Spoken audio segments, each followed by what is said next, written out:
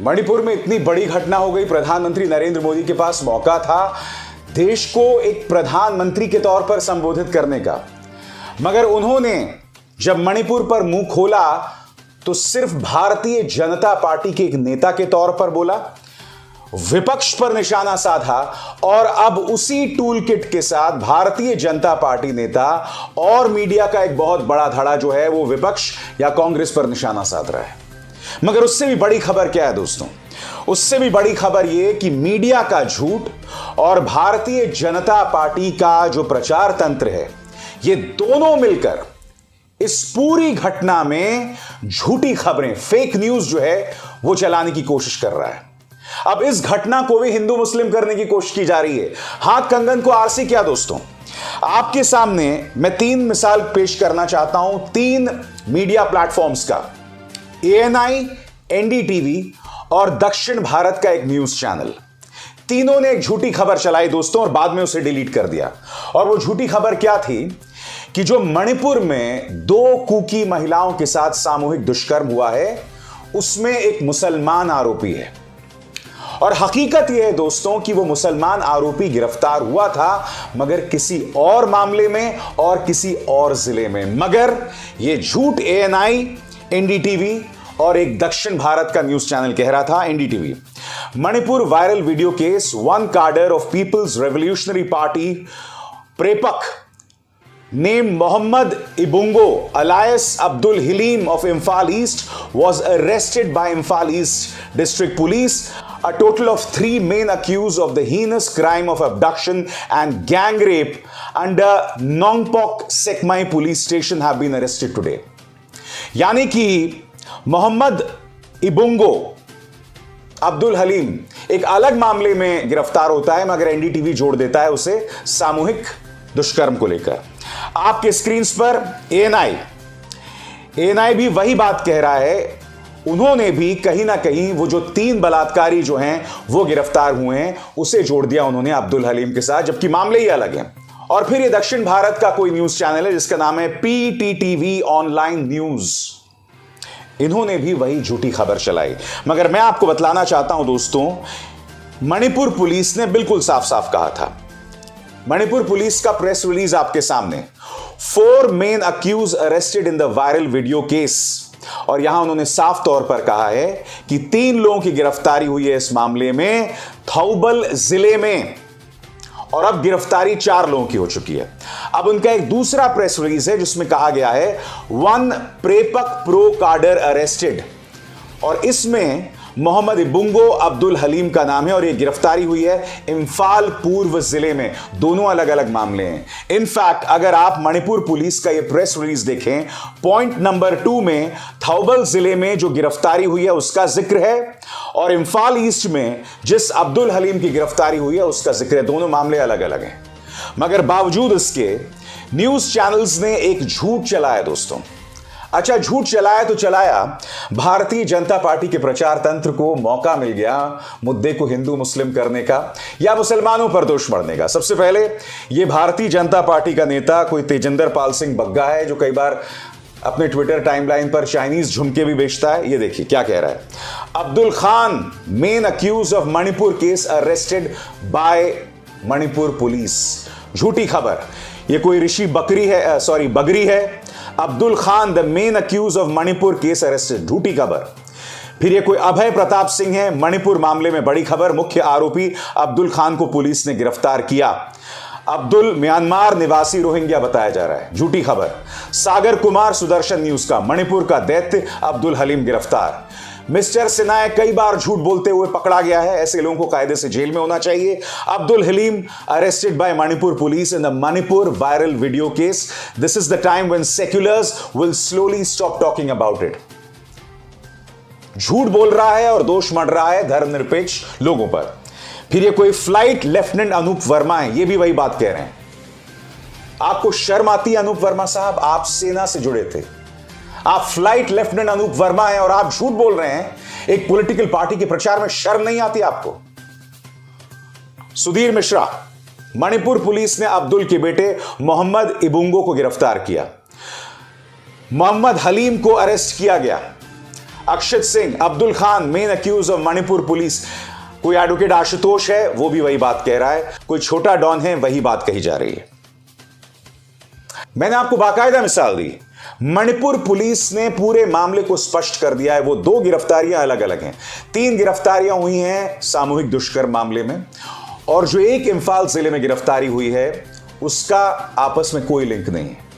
Media झूठी खबर चलाता है और उसी झूठ को पकड़कर भाजपा का प्रचार तंत्र झूठ फैलाता है।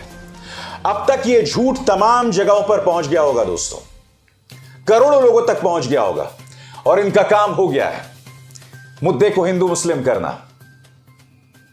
और यह क्यों हो रहा है मैं आपको बताता हूं। जब इस देश के प्रधानमंत्री अपनी जिम्मेदारी से बचते हुए इस मुद्दे में भी छत्तीसगढ़ राजस्थान को घेर लेते हैं, मणिपुर को संबोधित नहीं करते हैं।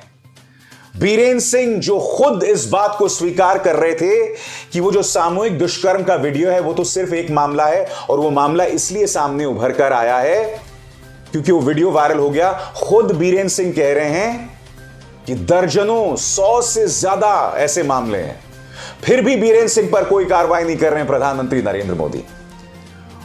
उल्टा दोष मढ़ा जा रहा है विपक्ष की सरकारों पर।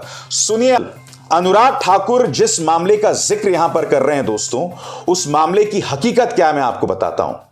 दरअसल यहां अनुराग ठाकुर जिक्र कर रहे हैं एक दलित लड़की के साथ सामूहिक दुष्कर्म हुआ था 2019 में, और फिर उस वीडियो को वायरल किया गया था। उस मुद्दे पर तुरंत कार्रवाई की गई थी, और यही नहीं, आपके सामने मुद्दे की हकीकत पढ़ के सुनाना चाहता हूं। A local court in Alwar convicted and awarded rigorous life imprisonment to 4 people involved in the 2019 gang rape case. The court also awarded 5 years imprisonment to one of the convicts under IT Act for filming and circulating a video of the incident. Alwar की एक स्थानीय अदालत 4 लोगों को जब तक वो जिंदा हैं जेल में रखने की सजा सुना चुके हैं। और यही नहीं, जिस इंसान ने उस वीडियो को वायरल किया था उसे 5 साल की सजा अलवर की अदालत सुना चुकी है। खुद मुख्यमंत्री अशोक गहलोत ने क्या कहा था मैं आपको पढ़ के सुनाना चाहता हूं आपकी स्क्रीन पर। मैं थानागाजी में जो बलात्कार मामला हुआ था उस पर अदालत के फैसले का स्वागत करता हूं। यह एक मिसाल कायम करती है कि अगर कार्रवाई तुरंत की जाए तो न्याय भी तुरंत होता है। सभी जो जांच अधिकारी हैं उनकी तारीफ की जानी चाहिए। आगे अशोक गहलोत क्या कहते हैं, राज्य सरकार पूरी तरह से प्रतिबद्ध है कि जब भी कोई अपराध होगा तो उसकी सजा तुरंत दी जाएगी। और दोस्तों, इसी 2019 के केस का हवाला भारतीय जनता पार्टी के नेता सुधांशु त्रिवेदी भी कह रहे थे। कोई ट्रोल है अंकित जैन, वो भी कह रहा था। कोई स्टार बॉय है, वो भी कह रहा था। यानी कि सुधांशु त्रिवेदी जो हैं वो साथ खड़े हैं ट्रोल्स के, भ्रामक जानकारी देते हुए, अधूरी जानकारी देते हुए। मैं फिर आपसे सवाल पूछना चाहता हूं, क्या अशोक गहलोत की सरकार ने जो लोग उस मामले में आरोपी हैं उनके पक्ष में दिखाई दिए? इंडियन एक्सप्रेस की खबर देखिए, उनमें से जिस महिला के साथ सामूहिक दुष्कर्म हुआ था वो ये कह रही हैं कि आरोपियों के साथ, उन राक्षसों के साथ स्थानीय पुलिस खड़ी थी और उन्होंने कुछ नहीं किया। छत्तीसगढ़ हो, राजस्थान हो, बताइए क्या उन अपराधियों के साथ पुलिस खड़ी थी? वहां की सरकारों ने उन तमाम घटनाओं पर तुरंत कार्रवाई की? मुझे समझाने का प्रयास करें, प्रधानमंत्री नरेंद्र मोदी इधर उधर क्यों भटक रहे हैं? वो भारतीय जनता पार्टी के नेता के तौर पर क्यों बोल रहे हैं? यह सवाल किया जाना चाहिए या नहीं किया जाना चाहिए? वो राजस्थान, पश्चिम बंगाल, छत्तीसगढ़ को घसीट रहे हैं और फिर इसी टूल किट के साथ मीडिया जो है वो विपक्ष पर हमला बोल रहा है। हाथ कंगन को आर से किया। मैं आपको बताता हूं कल मीडिया ने किस तरह का डिबेट किया। कुछ मीडिया संस्थानों ने सरकार को कटघरे में खड़ा किया, मगर कुछ मीडिया संस्थान सरकार को बचाने में लगे हुए थे। मीडिया क्या कर रही थी बस कुछ देर में, मगर याद कीजिए, इसी संसद में राहुल गांधी ने देश के सामने कहा था कि मेरे जो परदादा थे वो 15 साल जेल में रहे, मेरी जो दादी थी उन्हें आतंकवादियों ने गोली से छलनी करके मार दिया, मेरे पिता के शरीर को आतंकवादियों ने बम से उड़ा दिया था। मैं हिंसा को जानता हूं। उन्होंने पूर्वोत्तर को लेकर चेतावनी दी थी। राहुल गांधी बार बार चेतावनी दे रहे हैं तमाम मुद्दों पर, मगर इस सरकार की कान में जूं नहीं रेंग रही है। बारी है ये जानने की कि किस तरह से मीडिया जो है इस मुद्दे पे सही मायने में डिबेट करने के बजाय मुद्दों को भटकाने की कोशिश कर रहा है। कुछ लोग जो हैं वो सही सवाल उठा रहे हैं। मसलन यहां पर 2000 रुपए के नोट में चिप ढूंढने वाली एक पत्रकार जो हैं वो कह रही है 140 करोड़ शर्मसार, अब तो हो जाओ खबरदार। अच्छी बात है। फिर ये देखिए, पेन किलर पत्रकारिता करने वाला राजस्थान को जोड़ रहा है। मणिपुर टू राजस्थान, इज्जत तार तार। राजस्थान में सरकार ने क्या किया, अदालत ने क्या किया, सब जानते हैं। सारा मामला तेजी से हुआ और दूसरी तरफ तो डिबेट ही नहीं हो रहा उस पर। यह देखिए, रिपब्लिक भारत, सीमा के टारगेट पर कर्नल ब्रिगेडियर, दंगल में अंधा समाज अंधा कानून, गुस्से में मोदी, मणिपुर के गुनहगार को फांसी। अब देखिए, प्रधानमंत्री को इस तरह से बचाया जाता है। एक तो पहली बात, राजस्थान को उसको घेरे में ले लो और फिर बताओ कि गुस्से में मोदी। कोई यह सवाल नहीं पूछ रहा है कि प्रधानमंत्री नरेंद्र मोदी ने अब तक मुख्यमंत्री बीरेंद्र सिंह पर क्या कार्रवाई की। मैं आपके सामने एक और वीडियो रखना चाहता हूं दोस्तों। यहां पर देखिए, न्यूज 18 को वहां की राज्यपाल इंटरव्यू दे रही हैं, सरकार की पोल खोल रही हैं कि लोग तकलीफ में हैं, मुश्किल में हैं, क्या कर रहे हैं हम लोग। पोल खोल रही हैं वहां की अपनी राज्यपाल। अब बताइए, गुस्से में मोदी तो कोई एक्शन ही नहीं ले रहे हैं, मगर ये लोग बता रहे हैं गुस्से में मोदी। आगे देखिए साहब, इंसानियत शर्मसार, देर से जागी सरकार। एबीपी न्यूज ने हिम्मत दिखाई। सीमा पक्की जासूस, कहां छुपे हैं सबूत। ये मान्यवर जो हैं सीमा के पीछे पड़े हुए हैं। सीमा का तीसरा यार कहां फरार। अरे सीमा को छोड़ दो, मणिपुर की बात करो। मणिपुर में दरिंदगी, गुस्से में मोदी, बड़ा एक्शन। मैंने कहा प्रधानमंत्री नरेंद्र मोदी का महिमा मंडन किस तरह से किया जाता है। मणिपुर वायलेंस, मणिपुर से राजस्थान तक संसद में बवाल, निशब्द। इंडिया राजस्थान बंगाल पर नहीं बोलेगा। राजस्थान बंगाल को ले लिया यहां पर। इंडिया यानी विपक्ष का मोर्चा। देश शर्मसार, किसकी संवेदना, किसकी सियासत। ममता जी को नरेंद्र मोदी की बात इतनी क्यों चुभी। मणिपुर की मोदी की लास्ट वार्निंग, क्या कहा था कुछ देर पहले मैंने आपको। गुस्से में मोदी की लास्ट वार्निंग। टूल किट देखिए दोस्तों किस तरह से चल रहा है। 1000 शैतान, 2 बेबस बेटियां, खून खौल उठा। मुझे शुक्र है कुछ पत्रकार जो है त्रासदियों का कॉकटेल मिलाकर अपने दर्शकों को पेश नहीं कर रहे हैं। और फिर ये